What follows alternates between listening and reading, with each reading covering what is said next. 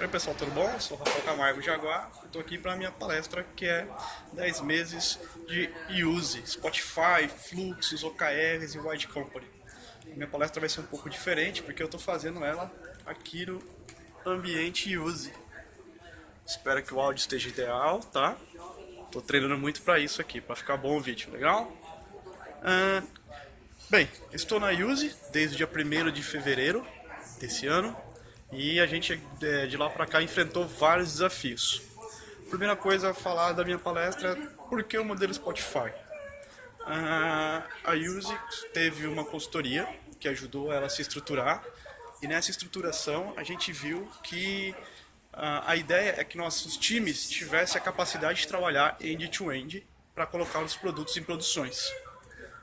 E aí, a estrutura que viu de colaboração ativa sugerida foi o modelo Spotify, onde nós temos as squads.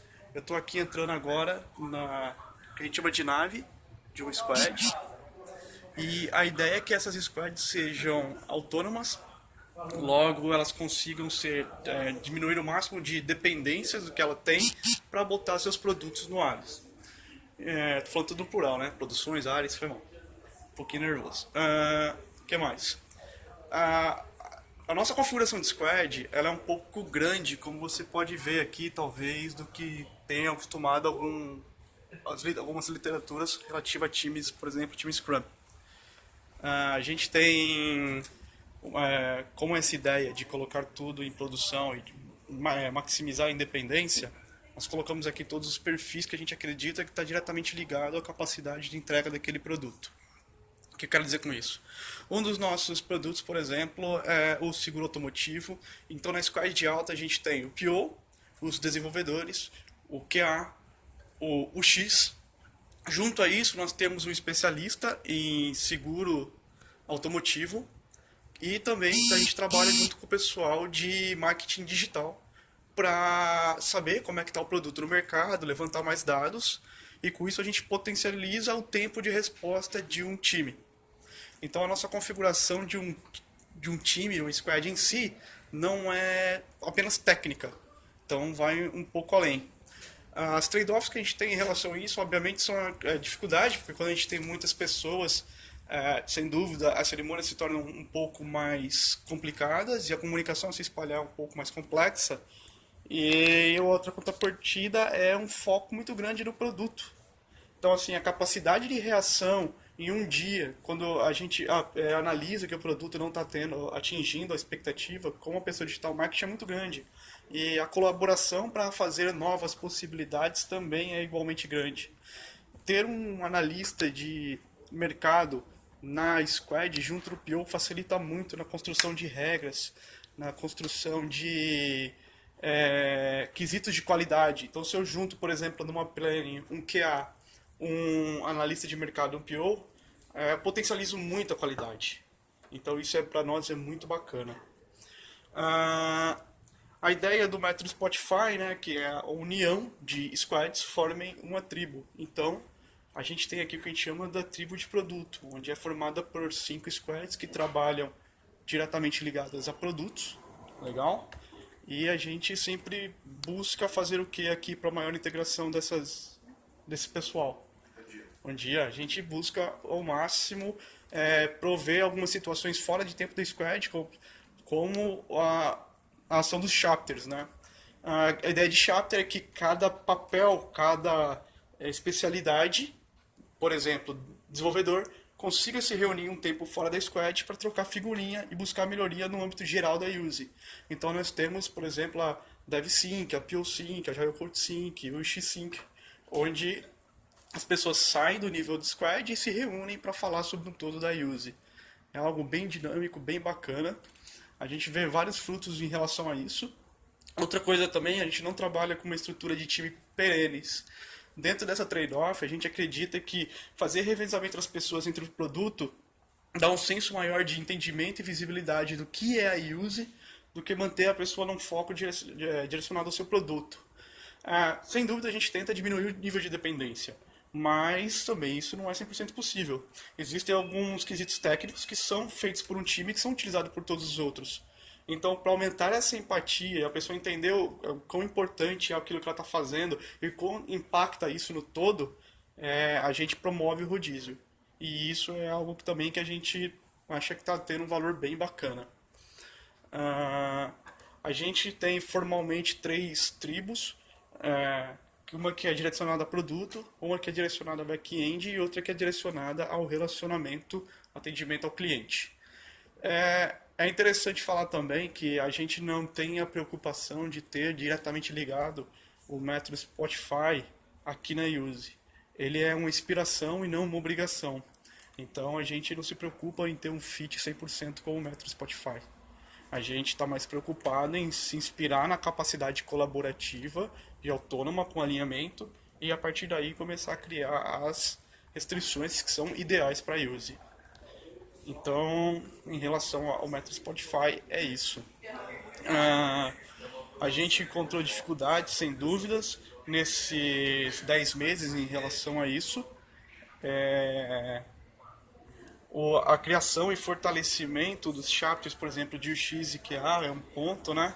Enquanto a gente tem squads que a gente ainda considera grande, a gente está analisando isso no momento, com 4, 5 desenvolvedores, a capacidade de ter um X e um QA às vezes gera um gargalo no fluxo para poder... você imagina você ter 5 devs soltando itens, por mais que eles pareiem, isso se torna um gargalo. E a gente tenta entender também que é muito comum lá fora, quando eu digo lá fora no exterior, a ideia de engenheiro de software, um cara end-to-end, todo o potencial de desenvolvimento, que é um pouco diferente da cultura que a gente tem aqui no Brasil, um pouco mais segmentado em especialidades. Então, sem dúvida, isso também é um desafio que a gente encara aqui na Use. Legal? Outro ponto interessante a dizer é que a gente também discute muito em relação a quando e como se criar uma squad. A gente tem o desafio de entender que algumas ideias, algumas soluções de desenvolvimento não necessariamente precisam criar-se squads, que são algo mais de tempo fixo. Então a gente criou algumas coisas chamadas iniciativas, como a gente tem aqui, iniciativa Avengers. Dado um desafio técnico muito grande, que era de importante valor, a gente reuniu pessoas de cada time para lidar com esse problema em comum, em um âmbito fora de squad. Essa iniciativa foi muito legal, correu muitos frutos, foi muito bacana. Então é um exemplo da nossa capacidade de desafio, de colaboração e engajamento junto com o poder de se auto-organizar. Isso é muito bacana. Agora eu vou passar para um outro assunto que eu coloquei lá, que é fluxos. Aqui na Use a gente tenta entender o fluxo como um todo. Aqui eu estou mostrando um exemplo de um squad. Não adianta, muitas vezes, uma única squad conseguir um fluxo, uma rapidez tão grande de inovação que as outras não possam acompanhar. Então, nós não somos independentes no nível de fluxo num todo da Use. Algumas ações de marketing e brand experience requerem uma ideia de sincronização. Então, não adianta achar que apenas em nível de squad é necessário mapear um fluxo a nível da empresa soltar. Então, a gente tem todo um cuidado de, sim, permitir a liberdade de cada time ter seu fluxo. Então, se você me perguntar, Rafael, como é que funciona na Use, eu vou te dizer que a gente tem algumas squads que trabalham com Scrum, algumas squads que trabalham com Kanban, mas o grande cerne da coisa não é isso, é que a gente tem uma cadência de 15 dias e cada time lidar com essa cadência de uma certa forma. Alguns têm cerimônias para lidar com o escopo trabalhado e outras fazem isso por ponto de comprometimento mediante um item. Então, a nível de squad, existe essa liberdade. Mas a nível de e-use, a gente faz sincronização de todas as squads para entender o momento que elas estão e as dificuldades que elas podem passar. Então, como a gente fez isso? A gente buscou uma ideia mais visual e colaborativa, bem simples, que a gente pudesse manter a visibilidade para todos, que eu vou mostrar aqui rapidinho, que é o nosso Program Backlog. Eu sou bonito, né? A ideia do Program Backlog é que toda squad reflita em alto nível o que se espera trabalhar nos próximos, num release. Nosso release aqui são de 3 meses. Cada marco do Program Backlog diz respeito a uma quinzena, a 15 dias. Então, a pessoa da squad vai lá e preenche em alto nível qual é o escopo, qual é a meta que ela está trabalhando nesses 15 dias. E aí a gente analisa todas as squads junto, quais são as dependências que a gente tem, quais são os possíveis desafios que a gente vai ter. A gente utiliza barbantes para traçar a dependência entre um squad e outro, para falar se aquele escopo tem independência, e a gente também abre para as áreas de apoio entenderem o que as squads têm de desafio e ver o que elas podem colaborar. Por exemplo, o lançamento de uma feature pode ser importante a ponto de eu ter uma campanha de marketing atrelada. E se o pessoal de marketing não saber como está a evolução daquele escopo, fatalmente a gente vai ter aí uma ideia que não é bacana. A gente vai estar lançando um produto sem fazer um brand bacana, ou vai ter uma ideia de brand esperando um produto e pode perder o time to market. Então, é por isso que a gente utiliza essa estratégia do Program Backlog. Inicialmente, quem mais atua com o Program Backlog são os POs. Os Agile Coaches ajudam na facilitação, mas é permitido que cada membro da squad tenha a liberdade e autonomia de ir lá e propor uma alteração e conversar com todos. Então, apesar de ser um artefato que é o primeiro responsável PO, não é limitado apenas a ele. Legal? A gente já passou bons e maus bocados com o Program Backlog. A gente tem a ciência de quando a gente fez ele numa plenitude muito bacana de disciplina e motivação. O que eu quero dizer com isso?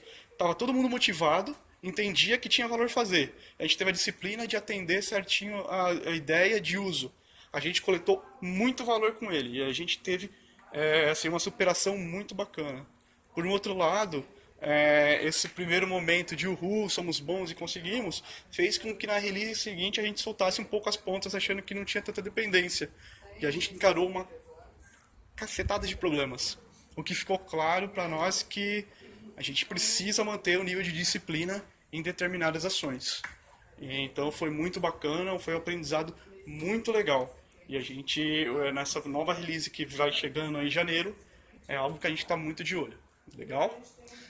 O próximo tema da minha palestra é o OKR. A Use adotou o método OKR como o seu difusor de metas. Então, como funciona a Use? A Use tem os seus OKRs a nível de Use. Eles são poucos. A gente teve um problema muito grande no começo porque a gente tinha muitos. A ideia foi que cada área tivesse os seus e que todas as áreas tivessem. Então, assim, a gente estava muito difícil, estava muito complexo.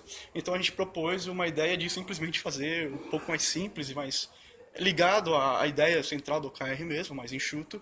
Então, a gente definiu OKRs para Use. E como é que funciona isso? O Level C, junto do Board, aquele pessoal que investe na Use, propõe algumas ideias. Essas ideias são desdobradas junto dos POs e desdobradas junto do time. Nada é devidamente imposto. Legal? Então a gente já teve, por exemplo, OKRs da Use, nível da Use, que foram contestados e mais elaborados pela Squad, que deu o retorno para mudar. Então a gente tem hoje, se eu não me engano, 5 OKRs primários da Use.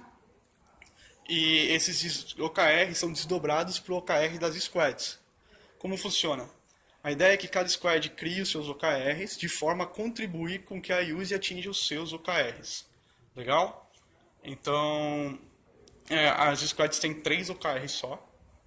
E eles têm que estar diretamente ligados a um OKR da Use. Então, por exemplo, se a Use tem como OKR diminuir o nível de reclamação, a squad vai desdobrar numa ideia de o que ela pode fazer no seu nível de produto para melhorar a qualidade ao cliente, melhorar, sei lá, a fluidez da ação, do relacionamento cliente-produto, para que a gente não tenha um nível de insatisfação, entendeu?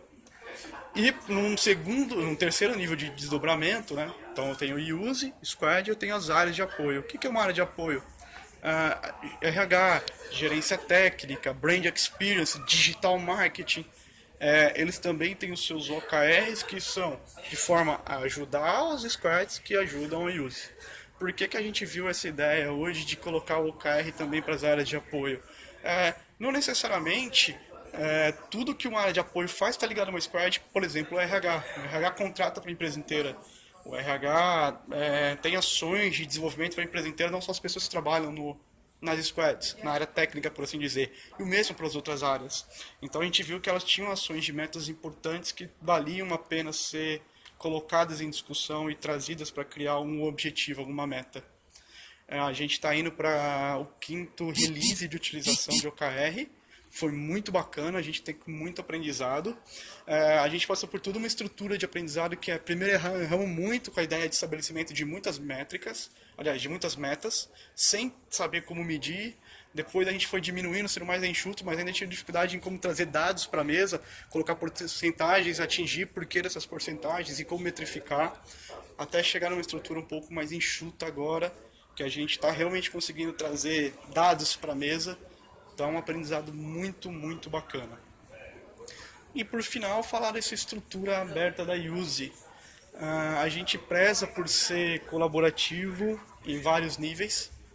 A gente preza por uma abertura de pensamento. Não é fácil. Quando você pensa em wide company, uma empresa aberta, dinâmica, pessoas têm níveis diferentes em relação a expectativas de dinamismo. E isso não é simples de lidar. Ao mesmo passo também que, para algumas pessoas, é o primeiro desafio numa empresa digital, numa empresa com desenvolvimento de software. Então a gente tem alguns colisão de mindset, de ideias, que a gente vem tratando ao longo desse quase um ano. A gente errou muita coisa e do mesmo modo que a gente errou, a gente está aprendendo com muita coisa. Isso é muito bacana. Mas a ideia geral dessa questão de ser mais aberto é permitir a capacidade de interação das pessoas, independente da área que ela está, é promover o máximo possível de relacionamento entre todas as áreas. Então, o pessoal da área técnica, por assim dizer, tem sempre que estar muito ligado com o pessoal da área de call center, entender quais são os desafios que eles têm, quais são os problemas que eles têm no dia a dia, coletar esse feedback, o mesmo para todas as áreas de apoio. A gente já teve situações muito bacanas, algo que impulsionou muito bem a Use no mercado, que fez a gente ganhar um certo destaque, que foi uma sugestão feita por uma pessoa que trabalha no departamento financeiro, por uma squad de produto, e essa sugestão foi muito bem-vinda, foi muito bem elaborada, em questão de um dia estava desenvolvida em produção e deu um caráter muito legal para a Use. Então isso a gente preza ao máximo aqui. Legal? Bem, pessoal, a ideia era essa, era falar um pouco desse tempo que eu estou aqui, expor um pouco de quais são os conceitos que a gente usa e quais são os desafios que a gente está tendo. Para quem quer conhecer a Use, a gente está aqui sempre de portas abertas, pode vir passar um dia com a gente aqui. A gente preza muito pela colaboração com o mercado, não só na área, obviamente, de seguros, mas na área tecnológica, no geral. A gente sempre preza por receber visitas. Ano que vem a gente vai iniciar a nossa ideia de receber pessoas e de fazer eventos aqui dentro. Como a gente está na sala nova, a gente ainda está aprendendo com o pessoal aqui do prédio, né, o que a gente pode fazer. A gente já tomou algumas broncas por muito barulho e bebedeira, mas eu acho que é padrão, quem nunca tomou, né? Bem, pessoal, basicamente é isso. Dúvidas eu vou estar à disposição aí no nosso evento para falar, legal? E do mais, muito obrigado. Um abraço do Jaguar. Tchau, tchau.